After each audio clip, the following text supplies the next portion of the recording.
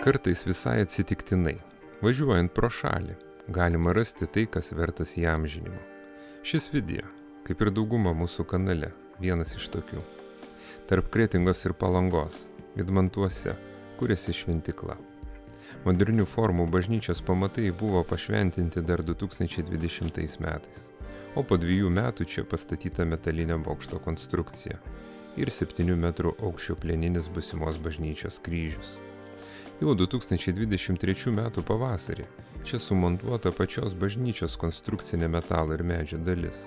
Kaip skelbiama viešai prieinamose šaltiniuose, bažnyčios statybų eigą labai paveikė COVID pandemija ir karas Ukrainoje.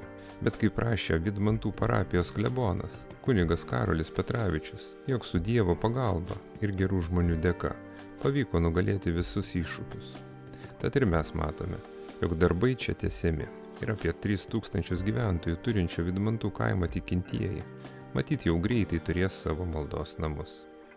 Tad gal ir mes dar čia sugrįšime, o dabar kaip visada tikimės, jog nepamiršite savo patiktukų ir komentarų. Iki greito susitikimo su Klaipėda TV.